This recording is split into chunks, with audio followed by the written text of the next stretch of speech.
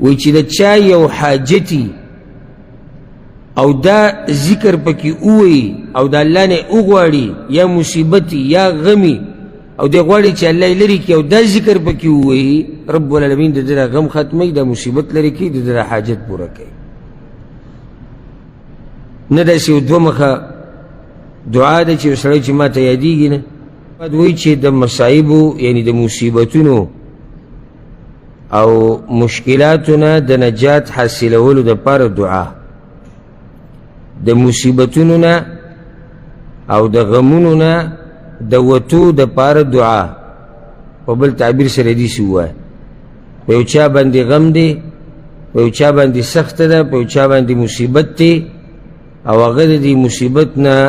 وته غواړي او نجات غواړي د هغې دپاره دعا یا ذکر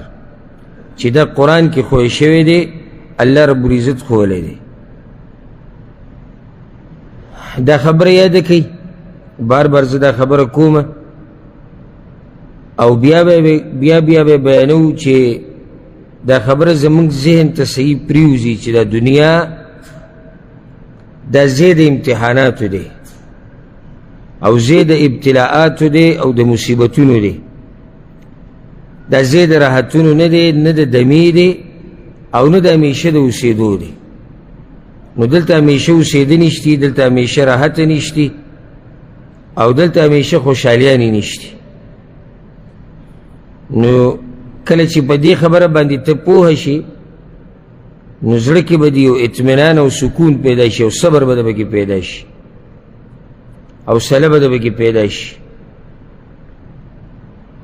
او دا غم او مصیبت په دې به پوه شي چې دا یوازې په تا باندې نه دی بلکې څومره انسانان چې دنیا کې دي هغه ټولو دپاره دا خبره یو شان ده چې کله به غمي کله به خوشحالي کله به مصیبتي کله به راحت د دې مصیبتونو د وتو لار څه ده د وتو ډېرې لارې دي یوه لار پکې دا ده چې ته دغه دعا او ذکر ووایې کوم چې قرآن کې راغلی دی او انشاءالله د کتاب کې مستقل یو فصل هم را روان دی یو باب حدیثونه کې چې کوم اذکار او دعاګانې ښوی شوي دي د غم د ختمولو لپاره او هغه د حدیثونو خبره دلته قرآني دعاګانې ذکر کېږي قرآني دعاګانې او اذکار هلته بیا ښه تفصیل لاسي د مصیبتونو نه د وتو دا لار غلطه ده کومه چې د ډېرو خلکو په ذهن کې ده چې راغلی به پې غمي او مصیبتي او دی د دې مصیبت نه وته غواړي د الله په نافرمانۍ سره دا نشي کېدی چېرته لکه د الله نافرماني څنګه یو سړي باندې مصیبت غټ دی غم پې راغلی او دی د جاهلیت او د کفر خبرې کوي نو په دې سره ګوره غم او مصیبت کمیږي نه بلکې زیاتیږي په تقدیر باندې اعتراضات په الله باندې اعتراضات هر ځای کې خوله وازې نیولي د شکوې شکایتونه بس جو مړ شوم بس جو ختم شوم او جو تباه شوم او جو لاړو او غرق شو او دا شو او دغه شو دا د مصیبتونو د وتو لار نه ده او دا د انسان بې وفایي ده د الله سره چې کله پې الله نعمتونه وکړي که نه نو دی وخت په وخت خلکو ته نه رایادوي یعنی الله چې ورسره دې طرف ته توجه ساتي الله چې ورسره احسان وکړي نو هغه احسان نه رایادوي هر چا ته لکه اوس الله ولا رزق ورکو نو دې هر چا ته دا نه وي چې الله ماله رزق را کړی ده پراخه الله دا را کړو الله دا نه وایي چا ته او یاره بیماري ده او بس قرضې دي او بس مصیبتونه دي او بس غمونه دا بې وفایي ده چې هغه بېشماره نعمتونه ته نه رایادوي او یو غم او مصیبت راغلی چې به کوم خیر دی ستا دپاره هغه ته یادې هر چا ته یادې شکوې کې نو په دې طریقې سره غم کمیږي نه زیاتیږي داسې بعض خلک وایي چې د غم کمیدو یا د ختمېدو یو لار دا ده چې ته سندرې او غزلې او ټپې واورې یا بعض وایي چې د چرسو سګرټ ورسره ولګي یا بله څه نشه وکړي نو دې سره غم ورک کېږي دې سره غم نه ورک کېږي دې سره غم زیاتېږي دا اوس د منلو خبره ده چې یو سړی د الله نافرماني کوي او د غم دې ختم شي دا غم راوسته د چا کار دی د الله ختموي به څوک د الله به ختموي نو چې هغه الله نه مني او بیا وایي چې دا کوم ختم شي اوس ته سوچ وکړه یعنی کوم هغه کار چې هغه د الله نافرماني ده او غواړم چې دقه الله راله دا غم ختم کړي او نشي کېدی که ته دا غواړې چې د دغه غم نه وځي کوم غم او مصیبت چې الله راوستی دی بیا هم د دقه الله ومنه کوم الله چې دا غم او مصیبت راوستی او د هغه په لاس کې د دې ختمول شتي یو دا ذکر قرآن کې راغلی دی دا ذکر دا دعا د یونس علیه السلام په ژبه راغلی وه کله چې یونس علیه السلام مختصر چې تاسو ته دا پته چې دا ذکر هغه کله کړی دا دعا یونس علیه السلام د خپل قوم نه خفه شو قوم یې نه منله ایمان یې پرې نه راوړو الله نینو علاقې ته لېږلی دی نو چې خفه شو د الله حکم ته انتظار ونه کوله پکار دا و چې د الله حکم ته انتظار کړی و چې الله څه وایي خفه شو لاړ کشتۍ کې سور شو بیا دغه کشتۍ وزن زیات شو فیصله په دې شو چې یو کس به ترې اوبو ته دان کړي نو هغوی چې قراندازي به وکړو قراندازي وکړه نو په هغې کې د یونس علیه السلام نوم راووتو هغوی دا ډېر ښه سړی دی دا خو ډېر مخوریز او ډېر قدرمن سړی دی نو دی خو د سره داسې نشو کولی چې دی د اوبو ته ور ودان کړي په دویم پیر بیا دغه نوم راوختو په دریم پیر بیا دغه نوم راوختو او که دوی هر څه کړی وی نوم به د یونس علیه السلام راختې ځکه چې عرش ورته دا فیصله کړې دوی دا فیصله د الله بدلولی خو نه شو اخر کې مجبور شو هغه بس صحیح ده زه تیار یم وروی د انګل اوبو ته لاندې یو مهی ورته په انتظار ولاړ و د هغه خېټې ته یونس علیه السلام لاړ الله دا خبره قرآن کې ځای په ځای ذکر کړې ده وذنوني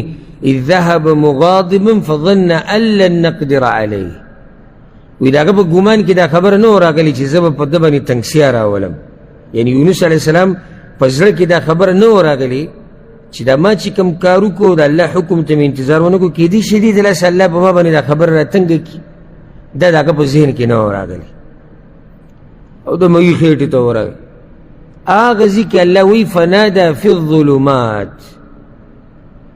نو د هغه تیرو نه د مېوې د خېټې نه هغه اواز وکړو الله ته د مېوې د خېټې تیاره بیا د اوبو تیاره بیا د وریځو تیاره د شپې تیاره او په دې دومره تیرو کې هغه رب العالمین ته اواز وکړو ما ته لږ ساعت مخکې وکړه چې مصیبتونه وتو لار دا ده چې ته د هغه چا سره رابطه مضبوطه کړي چا چې مصیبت راوستی دی دا په نورو قصو میسو نه کمیږي دا مصیبتونه او غمونه ګورئ نه دا چاته په بیانولو باندې کمیږي نه چاته نه د انسان دا طاقت شتي چې هغه یې دله کم کړي چې څو پورې الله نه یې غوښتلي او که یو کس تا سره څوک منډه به ووایي که نه نو دا هم یو سبب دی چې الله ګرځولی دی ستا دپاره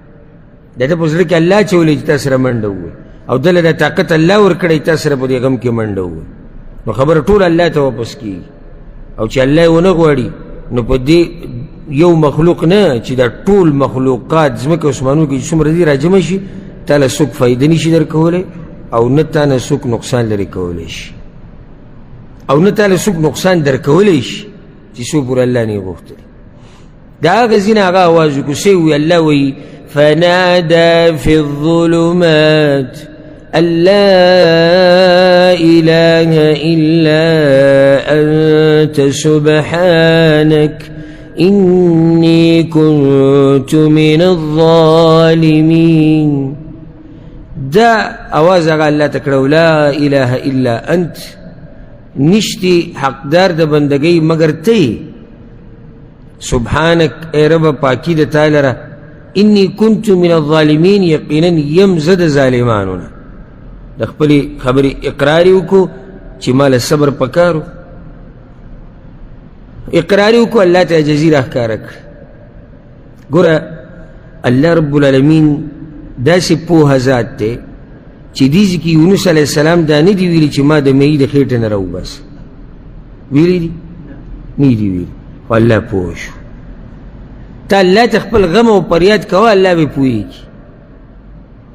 تا الله یادوه الله ته پته ده چې ستا په زړه کې څه حاجتونه دي که ته د حاجت بیان هم نه کړې الله ته پته الله ته ستا د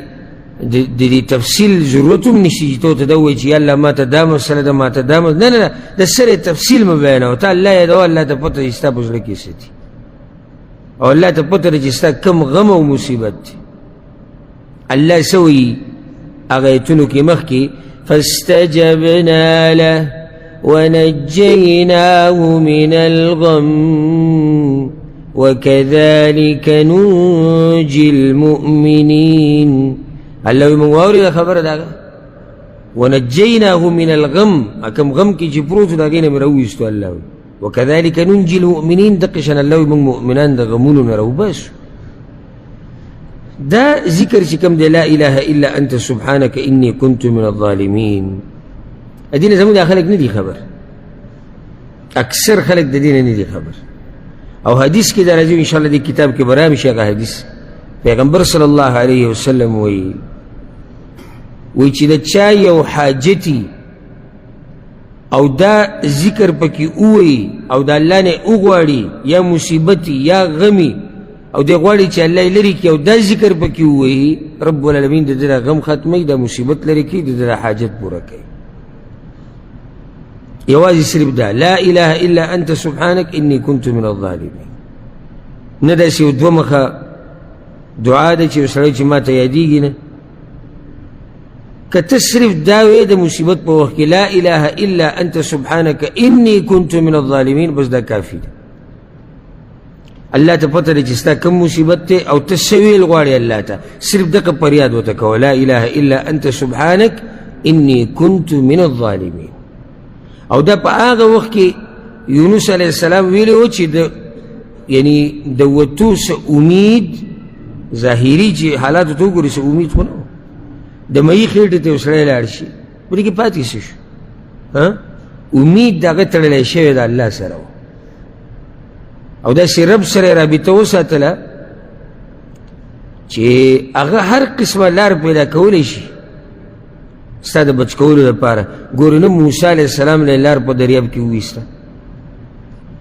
ویستې و که نه وویسته هغه لارې وله ویسته او ګورې نه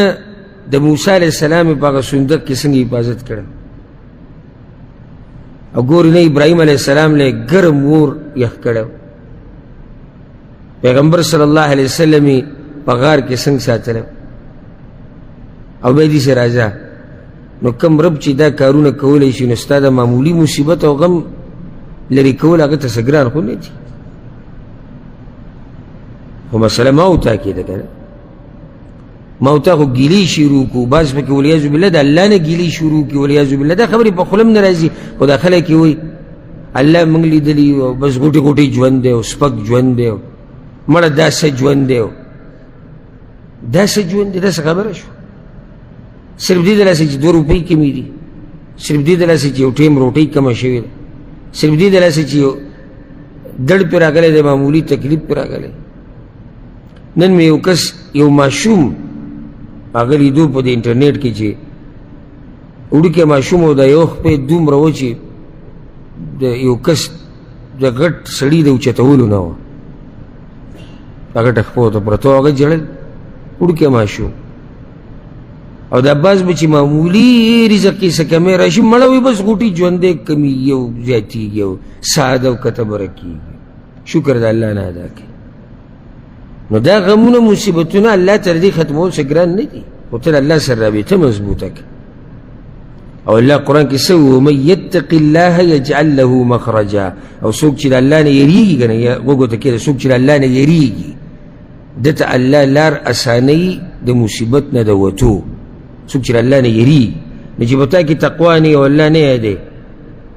او شکوې شکایتونه کوي او د الله نه په نافرمانیانو کې پروت نو ستا غمونه به د کوم ځای نه ختم شي نو دا یو لار ده د غمونو د ختمولو چې سړی دا ذکر وایي د مصیبت په وخت کې